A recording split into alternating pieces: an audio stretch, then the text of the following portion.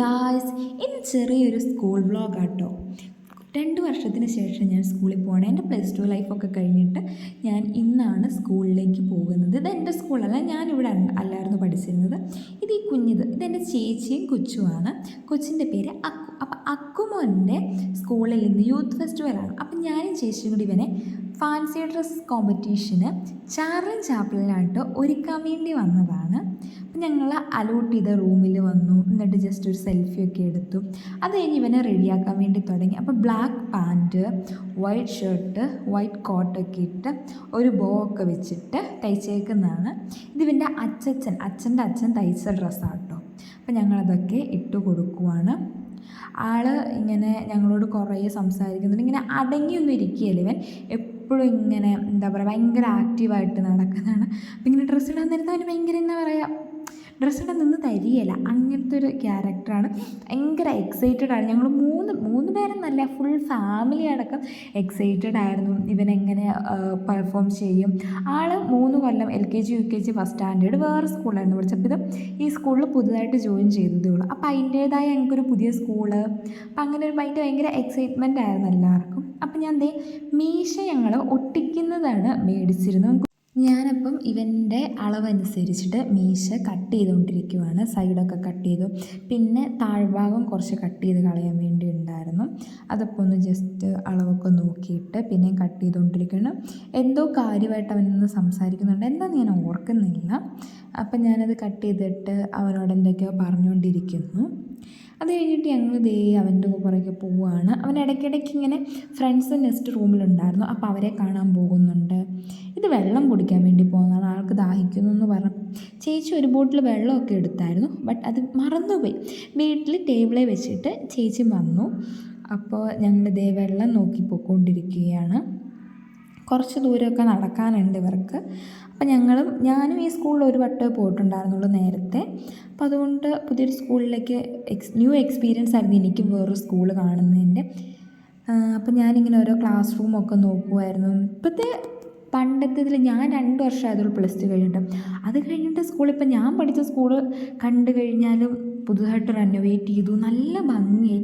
നമ്മളൊക്കെ പഠിച്ചിറങ്ങി കഴിയുമ്പോഴായിരിക്കും ഓരോ സ്കൂളിൽ കുറേ വ്യത്യാസങ്ങൾ വരിക. ഞാനത് കഴിഞ്ഞിട്ട് സ്കൂളിൽ പോയിട്ടില്ല എൻ്റേത്. ഇനി എപ്പോഴേലും എനിക്ക് പോകണമെന്ന് ഭയങ്കര ആഗ്രഹമായി. കാരണം ശരിക്കും നമുക്ക് വിഷമമാകും അവിടെ ചെന്ന് കഴിയുമ്പോൾ. നല്ല നല്ല മെമ്മറീസ് നമ്മുടെ സ്കൂളുകളിലാണല്ലോ നമ്മുടെ ലൈഫിൽ. അപ്പം എന്താ പറയുക, എനിക്കും കുറച്ച് ദിവസം കഴിയുമ്പോൾ പോകണം എന്ന് ആഗ്രഹമുണ്ട് എൻ്റെ സ്കൂളിൽ. അപ്പം ഞാൻ അങ്ങനെ എൻ്റെ സ്കൂളിൽ പോവുകയാണെങ്കിൽ ഞാനൊരു വ്ളോഗ് ചെയ്യുന്നതായിരിക്കും. അപ്പോൾ അവൻ വെള്ളമൊക്കെ എടുത്ത് കുടിക്കും.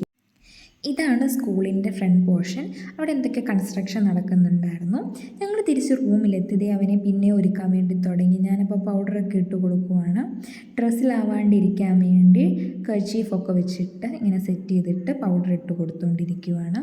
ആൾ ഭയങ്കര കാമായിട്ടിരിക്കുന്നുണ്ട്. പൗഡർ ഇടുവല്ലേ, അതുകൊണ്ടായിരിക്കും ഭയങ്കര ആ ഒരു എക്സൈറ്റ്മെൻറ്റിലാണ്. ഇല്ലെങ്കിൽ ഇങ്ങനെയൊന്നും ഇരുന്ന് തരത്തില്ല, പറഞ്ഞാൽ കേൾക്കും.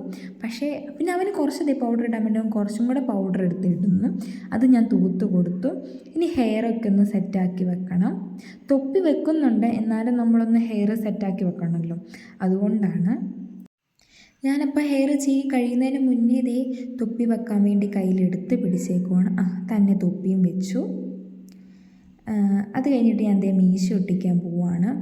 എനിക്കും കുറച്ച് ടെൻഷൻ ഉണ്ടായിരുന്നു. കറക്റ്റ് അല്ലെങ്കിൽ പിന്നെ നമ്മൾ എന്ത് ചെയ്യും? കാരണം ഞങ്ങൾ ഒരു മീശ മാത്രം മേടിച്ചിട്ടുണ്ടായിരുന്നുള്ളൂ. അങ്ങനെ ഈ ഒരു യൂസ് മാത്രമേ ഇനിയല്ലേ നമുക്കുള്ളൂ, വേറെ യൂസ് വരുന്നില്ലല്ലോ, അതുകൊണ്ടതേ മേടിച്ചിട്ടുണ്ടായിരുന്നുള്ളൂ. അപ്പം അതിൻ്റെ ബാക്കിലെ ആ ഒരു പേപ്പർ പറിച്ചുകൊണ്ടിരിക്കുകയാണ്. ഇതാണ് സ്റ്റിക്ക്. അപ്പം ഇത് ഞാനാണ് ഉണ്ടാക്കിയത്. സെല്ലോ ടേപ്പും അതുപോലെ ഈ ഗിൽറ്റ് ഉള്ള ആ ഒരു ടേപ്പും യൂസ് ചെയ്തിട്ട് ഒരു പൈപ്പിൽ ഞാൻ അത് ഉണ്ടാക്കിയിരിക്കുന്നതാണ്. അപ്പം മീശയൊക്കെ വെച്ച് നമ്മുടെ കുട്ടി ചാർലി ചാപ്ലിനായിട്ടുണ്ട്. അപ്പോൾ അടിഭാഗത്ത് കുറച്ച് എന്തോ കട്ട് ചെയ്യാനുള്ളതുകൊണ്ടാണ് ഞാൻ കത്രിക എടുത്തത്. പക്ഷേ രസമുണ്ട് കാണാൻ. എവിടെയൊരു ചാർലി ചാപ്ലിൻ്റെ ഒരു ചെറിയ ഷേപ്പൊക്കെ ഞങ്ങൾക്ക് ഫീൽ ചെയ്തു. അവന് ഞങ്ങളോട് പറഞ്ഞു, ഞാൻ ചാർലി ചാപ്ലിൻ്റെ മോനായിട്ട് ജനിച്ചാൽ മതിയായിരുന്നു എന്നൊക്കെ. അപ്പം അങ്ങനെ ആൾക്കത് ഇഷ്ടമായി. ഇനി ഞങ്ങൾ ചെസ് നമ്പർ കിട്ടിയായിരുന്നു. അപ്പോൾ അതെവിടെ കുത്തണം എന്നുള്ളൊരു കൺഫ്യൂഷനിൽ നിൽക്കുമായിരുന്നു. അപ്പം ഞാൻ ദേ കോട്ടിൽ പോക്കറ്റ് ഉണ്ടായിരുന്നു, അപ്പോൾ പോക്കറ്റിൻ്റെ അവിടെയായിട്ട് കുത്തി കൊടുക്കാമെന്ന് പറഞ്ഞു. നമ്മളെപ്പോഴും ആ ഒരു പോർഷനിലായിരിക്കുമല്ലോ മിക്കവാറും തന്നെ. ഞാനാണെങ്കിലും ഡാൻസൊക്കെ പാർട്ടിസിപ്പേറ്റ് ചെയ്ത സമയത്ത് ആ ഒരു പോർഷനിലാണ് എപ്പോഴും കുത്തിക്കൊണ്ടിരുന്നത്. അപ്പോൾ അവിടെ തന്നെ കുത്തുന്നു വെച്ചാൽ അപ്പം കുറച്ചും കൂടെ വിസിബിൾ ഏരിയ ആയതുകൊണ്ട് അപ്പം ഞാൻ എന്ത് ചെയ്യും, അത് കുത്തി കൊടുത്തുകൊണ്ടിരിക്കുകയാണ്. ഇപ്പം നോക്കുമ്പോൾ ശരിക്കും ആ ഒരു എവിടെയോ ചാർലി ചാപ്ലിൻ്റെ ഷേപ്പ് കൊച്ചിന് തോന്നുന്നുണ്ട്. അപ്പം ആൾ ഫുൾ സെറ്റായി ദേ വടിയൊക്കെ പിടിച്ച് മീശയൊക്കെ വെച്ച് ആ വോക്ക് അങ്ങനെ ചേച്ചി അത് ആളെ പഠിപ്പിച്ചു കൊടുത്തിട്ട് ഉണ്ടായിരുന്നു. ചേച്ചിയാണ് ഫുൾ ട്രെയിൻ ചെയ്തേക്കുന്നത് കൊച്ചിനെ, എങ്ങനെ നടക്കണം, ഇതൊക്കെ ആക്ട് ചെയ്യണം സ്റ്റേജിൽ പോയിട്ടെന്നുള്ളതിനെക്കുറിച്ചൊക്കെ.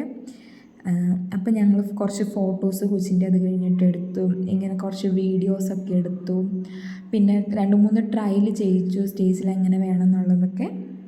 അതൊക്കെ നോക്കി ചെയ്തു. അത് കഴിഞ്ഞിട്ട് ഞങ്ങൾ ഇത് ഗ്രൗണ്ട് ഫ്ലോറിലായിരുന്നു ഞങ്ങൾ.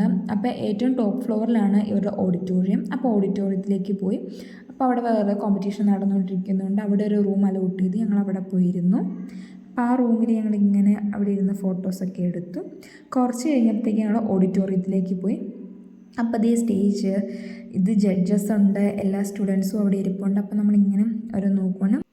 താരൻ 2025 എന്നാണ് ഇവരുടെ ഈ ഒരു യൂത്ത് ഫെസ്റ്റിവലിൻ്റെ നെയിം. നമ്മൾ വേറെ കോമ്പറ്റീഷനൊന്നും കണ്ടില്ല.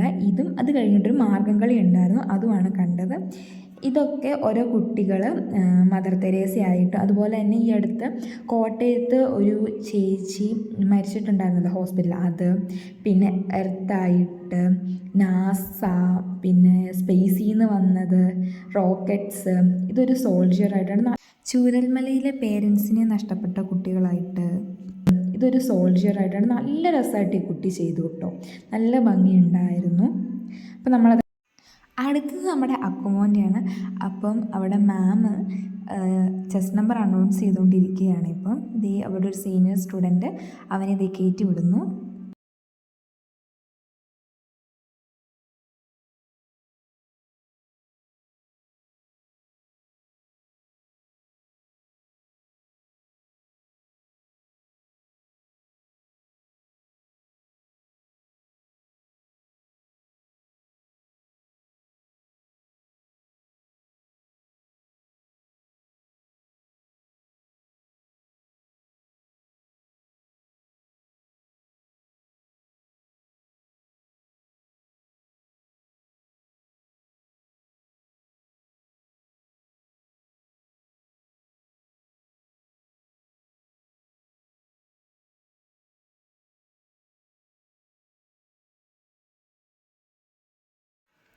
ബോയ്സിൻ്റെ ഫാൻസി ഡ്രസ്സ് കഴിഞ്ഞിട്ട് ഗേൾസിൻ്റെ ഉണ്ടായിരുന്നു.